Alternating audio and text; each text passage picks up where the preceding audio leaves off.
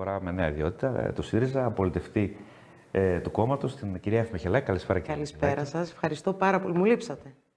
Καλή χρονιά. Καλή χρονιά. Εσείς μας λείψατε. Τώρα είστε και μέλος Κεντρικής Επιτροπής. Παραμένετε στο ΣΥΡΙΖΑ εσείς και όχι μόνο παραμένετε, αλλά αναβαθμίζεστε. Σας είδα στην 11η των νέων στελεχών της ηγετικής ομάδας, Κασελάκη. Το μόνο από τη Δυτική Μακεδονία, τέλος πάντων, που ήταν σε αυτή την 11η που είδαμε στα ΜΜΕ, έτσι πρέπει να το πω. Εντάξει, ο ΣΥΡΙΖΑ πέρασε δύσκολα, αλλά δείχνει ότι εξελίσσεται.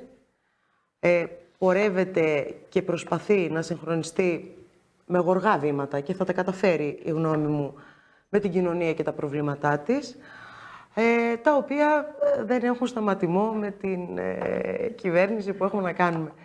Η αλήθεια είναι ότι...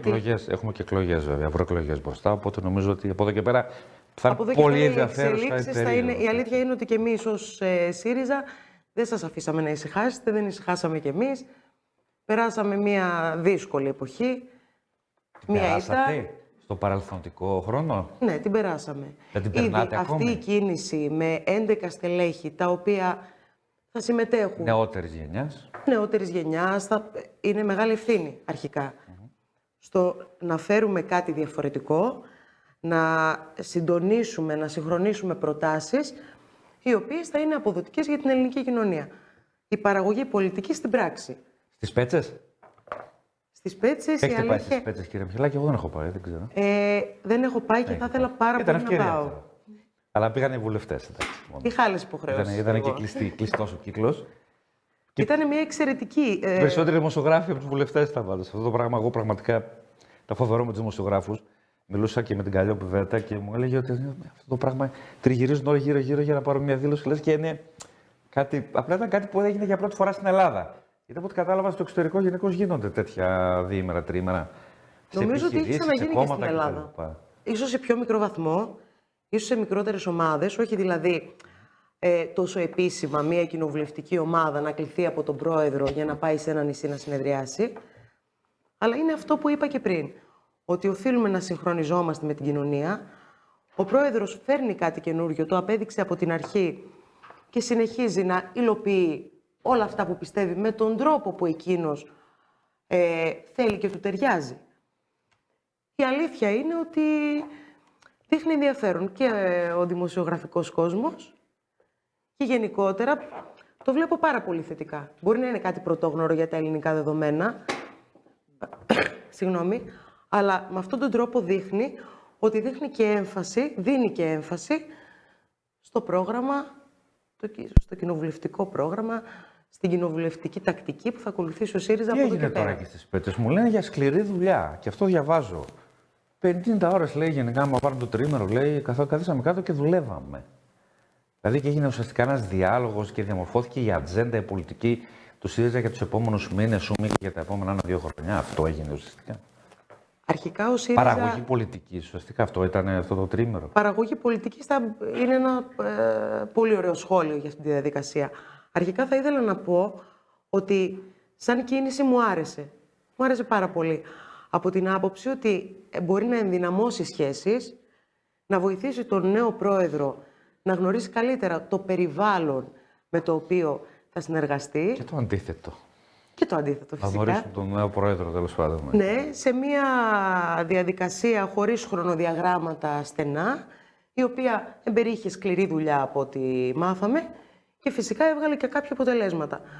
Ο ΣΥΡΙΖΑ είχε πρόγραμμα και στις προηγούμενες εθνικές εκλογές. Κρίθηκε αυτό το πρόγραμμα όμως. Είχε άλλον ηγέτη, είχε άλλη ηγετική ομάδα. Κρίθηκε αρνητικά αυτό το πρόγραμμα. Γι' αυτό είπα ότι. Κιόλας, έτσι. Γι' αυτό είπα ότι συγχρονιζόμαστε, αντιλαμβανόμαστε τα λάθη μας και τα επικοινωνιακά, που εγώ εκεί εστιάζω κυρίως ότι υπήρξαν αρκετά, και από εκεί και πέρα θα μπορέσουμε να έρθουμε με σοβαρές προτάσεις στον κόσμο, και αυτό ήταν απλά μια διαδικασία που επιλέγει αυτός ο τρόπος να γίνει. Όλα αυτά θα τα δούμε δηλαδή από εδώ και πέρα. Ουσιαστικά το αποτέλεσμα σιγά σιγά θα αρχίσει να ξεδιπλώνεται ανατομέα. Και μέσα στη Βουλή και έξω από τη Βουλή και με τις παρουσίες της δικές σας και των βουλευτών στους τηλεοπτικούς σταθμούς και στα υπόλοιπα ΜΜΕ. Εμείς θα βοηθήσουμε να εμπλουτίσουμε το διάλογο με το πρόγραμμα, ό,τι αποφασίζεται, ό,τι αποφασίζουμε. Φυσικά είμαστε μπροστά στο συνέδριό μας. όπου είναι μια διαδικασία πάρα πολύ σημαντική για το χώρο. Με την πρώτη διαδικασία προσυνεδριακή να γίνεται εδώ. Εννοώ το συνέδριο, αρχικά αναφερόμουν στο συνέδριο που θα γίνει του κόμματος. Αυτό λέω και η πρώτη το Φεβρουάριο. Σας ευχαριστώ πολύ που μου κάνετε αυτήν την ερώτηση. Γιατί... Αν μπορούμε, Χρήστο, να δούμε και τη φωτογραφία κάποια στιγμή που θα μιλάμε με την κυρία Μιχελάκη. Μπράβο, θα προηγηθούν 13, όχι θα προηγηθούν 13, θα προηγηθούν 2 περιφερειακά συνέδρια. Το πρώτο στη Δυτική Μακεδονία, στην περιοχή μας. Φλεβάρι, θα ήθελα να καλέσω τον κόσμο να συμμετέχει. Είναι την Κυριακή 4 Φλεβάρι, στη Στέγη Ποντιακού Πολιτισμού. Θα συμμετέχει σε όλη τη διαδικασία και ο πρόεδρος ο Στέφανος Κασελάκης. Θα υπάρξουν θεματικές, θα συζητηθούν πράγματα, θα κληθούν φορείς. Συμβολικά η αρχή από τη Δυτική Μακεδονία, λόγω πολυγνητοποίησης, κρίσης, απώλειας πληθυσμού κτλ. Ακριβώς. Από σεβασμό στην περιοχή μας, η οποία πλήττεται σε τόσο πολλούς τομείς. Βασικό είναι η απολιγνητοποίηση που το έχουμε ξανασυζητήσει μαζί. Και δεν είναι μόνο αυτό. Δηλαδή η περιοχή μας από την απολιγνητοποίηση αναγκάστηκε να ζήσει πολλά αλλεπάλληλα προβλήματα, με αποκορύφωμα να χάσουμε και μια βουλευτική έδρα που δείχνει την ερήμωση της περιοχής μας. Εγώ στις εκλογές... Είναι λίγο κακός, εσείς χάσετε ακόμα μία. Γίνεστε πολύ κακός. Όχι λίγο κακός, πολύ κακός. Είναι προβοκατόρικο το σχόλιο. Με την κυρία Πέρκα. Εντάξει, ο καθένας κάνει τις επιλογές του. Για μένα, πολύ κρίμα που δεν υπάρχουν πολιτικά χαρακτηριστικά σε αυτή τη διαδικασία. Τις αποχωρήσεις των στελεχών, εννοείται. Ναι. Επιμένετε σε αυτό, Παρεπτόντως, τελικά οι αποχωρήσεις ήταν λιγότερες από αυτές που περιμένατε. Ας μιλήσουμε για τη Δυτική Μακεδονία και για την περιφερειακή ενότητα Κοζάνης. Ήθελα να είμαι αισιόδοξη. Σε σχέση με αυτά που ακούγαμε, γράφονταν. Κοιτάξτε, υπήρχαν άνθρωποι που συγκρότησαν το πολιτικό σχέδιο του ΣΥΡΙΖΑ, βοήθησαν στη συγκρότησή του, στον ΑΒ βαθμό. Δεν θεωρώ, είναι αυτό που είπα και πριν, ότι υπάρχει συμπόρευση με πολιτικές πρακτικές, τέλος πάντων, για τις κινήσεις τους. Δεν μπορεί, όταν ένας πρόεδρος εκλέγεται από μια δημοκρατική διαδικασία, παρακινεί τον κόσμο να συμμετέχει, που είναι μεγάλο πρόβλημα για την εποχή μας, να μην γίνεται δεκτό το αποτέλεσμα της κάλπης. Άρα θεωρείται περισσότερο προσωπικοί λόγοι. Ναι, προσωπική. Υπήρξε πολιτική. Έχω βαρεθεί σε εισαγωγικά να ακούω ότι ο νέος πρόεδρος, ο Στέφανος Κασελάκης και η ηγετική ομάδα αυτό ή εκείνο. Ή αρχικά η ομιλία στον ΣΕΒ που υπήρξε τότε.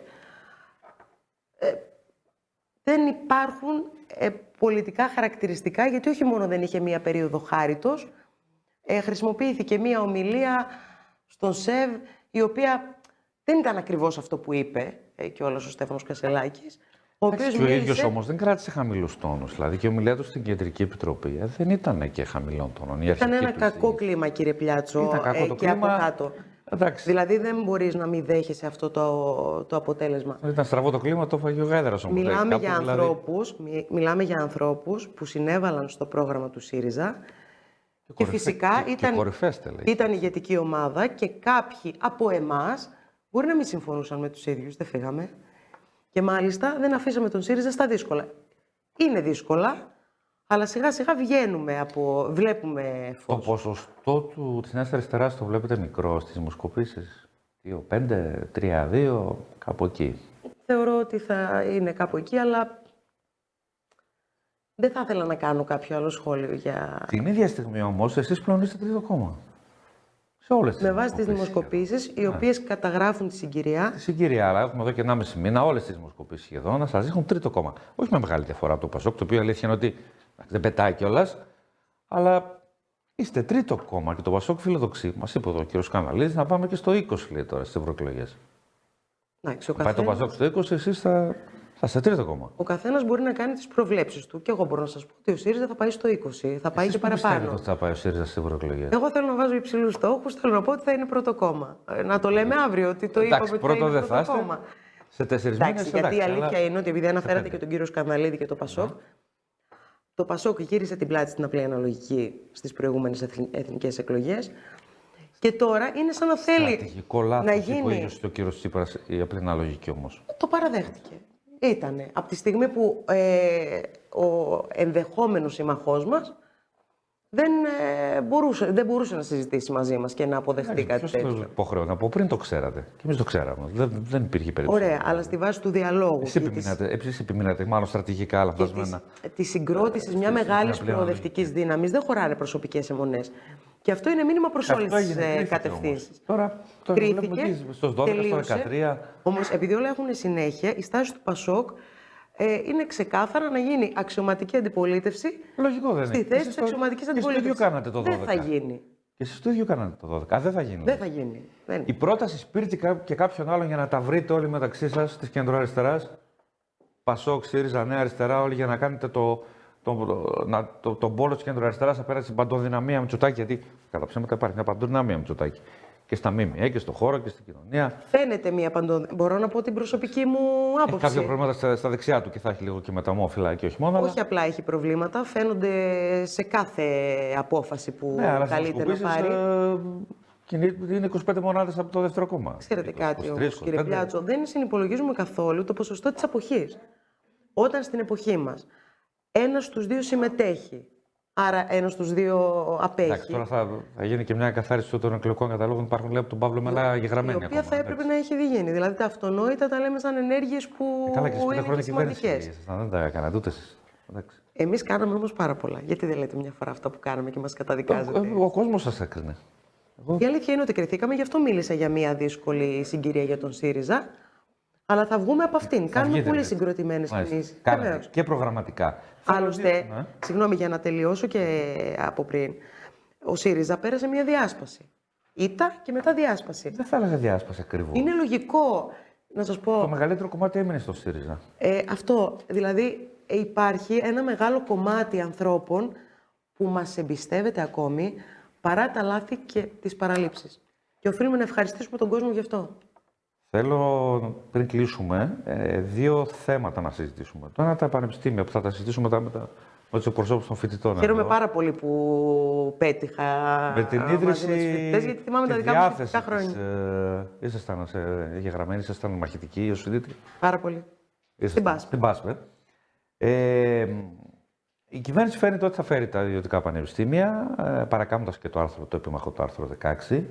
Η θέση του ΣΥΡΙΖΑ ποια είναι στην δημιουργία ιδιωτικών πανεπιστημίων για πρώτη φορά στη χώρα μας? Την ώρα που, σύμφωνα με τη δημοσκοπήσεις, περίπου 6 στους 10 Έλληνες φαίνεται ότι συμφωνούν με αυτή την πρωτοβουλία. Το σημειώνω, το βάζω και αυτό στην κουβέντα.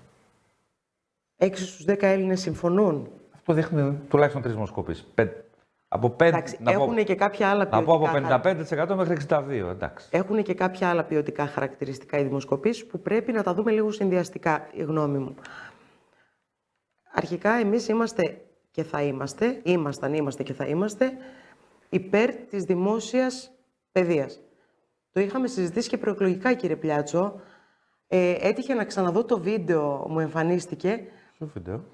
Που είχα έρθει στο δελτίο ειδήσεων εδώ πέρα μαζί σας και κάναμε ακριβώς αυτή τη συζήτηση.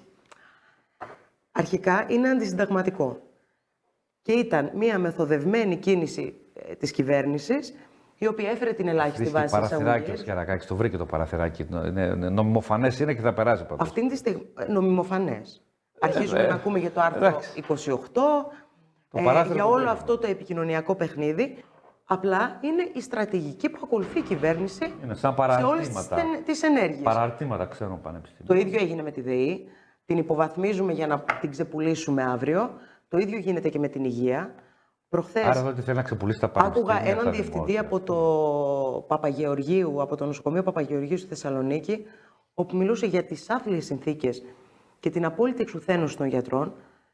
Αλλά τώρα, στο θέμα της παιδείας, δηλαδή, φέρνει κάτι αντισυνταγματικό, απεμπολεί το δικαίωμα των μαθητών να περάσουν στην τριτοβάθμια εκπαίδευση. Γιατί?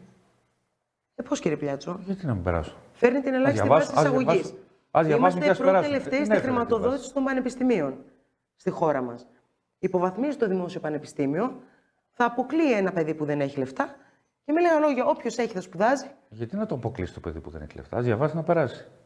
Δεν είναι πάντα τόσο απλό. Δεν είναι πάντα τόσο απλό. Εμείς θέλουμε ισχυρό δημόσιο πανεπιστήμιο για όλους και από εκεί και πέρα δικαίωμα στην πρόσβαση για όλους τους μαθητές. Για ποιο λόγο κάποιος να πηγαίνει στο εξωτερικό να σπουδάσει, βγάζοντας ξυνάλλαγμα κιόλας, επί τόσα χρόνια, χιλιάδες Έλληνες και από την περιοχή μας, και να μην σπουδάζει στη χώρα του? Γιατί να μεταναστεύει και να φέρει τόσο χρήμα στην Ελλάδα, αφού κάτι μπορεί να το κάνει στη Βουλγαρία, στη Ρουμανία ή στην Αγγλία αυτό θα σταματήσει, ή στην Ολλανδία? πιστεύετε? Για ποιο λόγο να μην το κάνει στην Ελλάδα? Μα δεν υπάρχει περίπτωση να το κάνει στην Ελλάδα. Γιατί αν υπάρχουν τα πανεπιστήμια, παραρτήματα των πανεπιστήμιων των συγκεκριμένων που εδρεύουν στο εξωτερικό και εδώ στην Ελλάδα, γιατί να μην φύγει το παιδί? Αρχικά δεν. Και με τις άλλες συνέπειες που μπορεί, και το πιο βασικό, να μείνει και έξω να δουλέψει. Αρχικά είναι θέμα αξιακού συστήματος. Έτσι. Ότι δίνουμε το δικαίωμα στους μαθητές να σπουδάζουν ανεξαρτήτως του εισοδήματος της οικογένειάς τους. Δεν θα το χάσουν το Από εκεί και πέρα. Αυτό ισχύει και σήμερα. Μπορεί να το κάνει. Το δικαίωμα, μπορεί να το κάνει. Εδώ πέρα μιλάμε για κάτι αντισυνταγματικό, κάτι που προσβάλλει το δυναμικό των πανεπιστημίων μας και ότι υποβαθμίζεται το δημόσιο για να έρθουν τα ιδιωτικά. Τα καλύτερα πανεπιστήμια στην Ευρώπη είναι δημόσια. Τώρα, αν θα επιλέξει ένας φοιτητής, ένας μαθητής που θα γίνει φοιτητής, δεν περάσει τη σχολή που θέλει και πάει σε κάποια σχολή του εξωτερικού, αυτό είναι μια άλλη μεγάλη συζήτηση. Γιατί να μην πάει λοιπόν σε μια σχολή στην Ελλάδα, σε ένα μεγάλο παράρτημα? Ο κ. Μητσοτάκης λέει έχει εκδηλωθεί με μεγάλο ενδιαφέρον. Έχουμε ακούσει ότι θα έρθει και το Χάρβαρντ. Καλά, σιγά μην έρθει και το Κέμπριτζ. Θα αρχίσουμε και την κοπηλασία δηλαδή αυτά είναι αδιανόητα πράγματα. Αυτά είναι αδιανόητα πράγματα και δεν καταλαβαίνω τη βιασύνη της κυβέρνησης να φέρει κάτι ξεκάθαρα τέτοιο. κατά, δηλαδή δεν υπάρχει περίπτωση να το Είμαστε υπέρ της δημόσιας εκπαίδευσης και αυτό δεν πρόκειται να αλλάξει. Και ένα δεύτερο ζήτημα που απασχολεί πάρα πολύ την επικαιρότητα και νομίζω από αύριο ειδικά θα γίνει κυριολεκτικά χαμός με τη συνεδρίαση της Ιεράς Συνόδου και το Υπουργικό Συμβούλιο που θα έρθει το επίμαχο νομοσχέδιο, ομόφυλα ζευγάρια. Γάμος και τεκνοθεσία. Η θέση του ΣΥΡΙΖΑ ποια είναι εδώ? Θα υπάρχει καταρχάς κομματική πειθαρχία στην ψηφοφορία στη Βουλή? Αρχικά, ο ΣΥΡΙΖΑ ήταν αυτός που κατέθεσε πρώτος ένα σχέδιο νόμου. Καταρχάς, επιστήριζε να ψηφίσει και το Σύμφωνο Συμβίωσης. Πολύ βασικό. Πάρα πολύ που το λέτε. Βασικό και ψηφίστηκε το Σύμφωνο πολύ βασικό. Είμαστε υπέρ της ισότητας όλων των ατόμων, όλων των ανθρώπων και στο γάμο. Δεν μπορεί να αφήνεις ανθρώπους να ζουν αυτή την κατάσταση χωρίς να τους αντιμετωπίζεις ισότιμα. Και επειδή αναφέρατε και τώρα για το ότι θα έρθει και θα συζητηθεί και η Ιερά Σύνοδος. Θέλει να το κλείσει. Αύριο η Ιερά Σύνοδος θα βγάλει μια ανακοίνωση σκληρή, θα μοιραστεί σε 10.000 ιερείς, θα διαβαστεί την κηρύκια στην Εκκλησία. Αυτά είναι θέματα πολιτικά και οι ηγέτες πρέπει να παίρνουν τις αποφάσεις. Δεν έχει δικαίωμα λόγου ως προς το γάμο τουλάχιστον των ομόφυλων ζευγαριών Εκκλησία, γιατί ο γάμος έχει να κάνει με το εκκλησιαστικό, έχει να κάνει με τη θρησκεία, την όποια θρησκεία τέλος πάντων. Λοιπόν, επειδή στην Ελλάδα με την η πίστη του καθενός είναι μέσα του και η Εκκλησία πρεσβεύει την αγάπη και αυτό πρέπει να κάνει. Από εκεί και πέρα υπάρχουν πολιτικά ζητήματα και οι ηγέτες, όταν θέλουν να λέγονται ηγέτες, παίρνουν τις αποφάσεις τους και πηγαίνουν μπροστά. Μπορεί για κάποιους μέσα στην ελληνική κοινωνία να φαίνεται πρωτοποριακό, να φαίνεται όπως θέλει. Αλλά όσο εξελίσσεται αυτή η συζήτηση, γίνεται εις βάρος των ανθρώπων που το ζουν. Ακόμα και στο ΣΥΡΙΖΑ όμως. Είδαμε τον κύριο Πολάκη να λέει: εντάξει, εγώ δεν μπορώ λέει, στα χωριά πάνω στην Κρήτη να το εξηγήσω λέει, εύκολα. Εμφανίστηκε επιφυλακτικός. Εντάξει, μπορεί ο καθένας να έχει τις επιφυλάξεις του. Από εκεί και πέρα όμως, εγώ αυτό που ξέρω είναι ότι στο ΣΥΡΙΖΑ το σχέδιο νόμου που φέραμε, που καταθέσαμε, εμπεριείχε τα πάντα και το υπέγραψαν όλοι οι βουλευτές. Ωραία. Αυτό όμως της κυβέρνησης που δεν είναι ακριβώς το δικό σας σχέδιο νόμου. Γιατί το δικό σας περιέχει και την παρένθεση μητέρα. Που δεν το περιέχει της κυβέρνησης. Αρχικά θα μπορούμε να εντοπίσουμε. Λοιπόν της κυβέρνησης. Επί της αρχής φαίνεται πως. Ναι, από εκεί και πέρα όμως πρέπει να το δούμε. Τι ακριβώς θα λέει. Ναι. Εδώ όμως δεν πρέπει να εντοπίσουμε. Υπάρχει της μητέρας που η κυβέρνηση το έχει απορρίψει. Το έχει απορρίψει. Θα δούμε πώς θα το φέρει λοιπόν και θα τοποθετηθούμε. Εδώ όμως δεν πρέπει να εντοπίσουμε και το πρόβλημα που έχει ο κύριος Μητσοτάκης πλέον. Δηλαδή που είναι ξεκάθαρα. Όχι μόνο στα δεξιά του. Τεράστιο πρόβλημα. Υπήρχε η τροπολογία για τους μετανάστες πριν από ένα μήνα και βγήκε ο κύριος Σαμαράς και του τράβηξε το αυτί. Τώρα Μπήκε στη διαδικασία να δηλώσει. Τώρα έχουμε... Μπήκε όμως στη διαδικασία ο κύριος Μητσοτάκης. Εγώ, κύριε Πλιάτσο, δεν μπορούσα να φανταστώ ποτέ ότι θα συμφωνήσω με τον κύριο Σαμαρά και έγινε τώρα. Και έγινε όταν ακούστηκε από τα χείλη του κύριου Μητσοτάκη, ο οποίος κάλεσε τους βουλευτές, αν θέλουν να καταψηφίσουν, να απέχουν. Αυτό δεν νομίζω να έχει ξαναγίνει. Όχι, δεν έχει ξαναγίνει, το έχω παρατηρήσει και εγώ στα δελτία ειδήσεων. Οπότε γίνεται αυτό. Δεν θυμάμαι ποτέ πρωθυπουργό να βγαίνει και να λέει: μπορείτε να απέχετε άμα διαφωνείτε. Ακριβώς. Και επειδή είναι καλό να τα λέμε όλα, αυτή τη στιγμή ο ΣΥΡΙΖΑ σε πάρα πολλά θέματα στήριξε όπου συμφωνούσε και επίσης είναι η πιο συμπαγής κοινοβουλευτική ομάδα. Φαίνεται Καλά, θα το δούμε. Φαίνεται, θα το δούμε, αλλά. Γιατί και στο Πασόκ έχουν ζητηματάκια, ναι. Όχι απλά. Και συμπαγής το ΚΚΕ. Και θέλω ένα σχόλιο δικό σας. Επίσης πρέπει να δούμε και τη στάση του Πασόκ για τα ιδιωτικά πανεπιστήμια που θα φέρει η κυβέρνηση. Καλά, να το δούμε. Γιατί κόντεψαν. Αλλά το ΚΚΕ που φαίνεται ότι εισπράττει τους ψηφοφόρους του ΣΥΡΙΖΑ, στα ομόφυλα ζευγάρια φαίνεται ότι δεν θα το ψηφίσει. Έτσι φαίνεται. Από το πώς σχολιάζεται την τοποθέτηση Κουτσούπα στη Βουλή που προκάλεσε μεγάλο ενδιαφέρον, ας πούμε.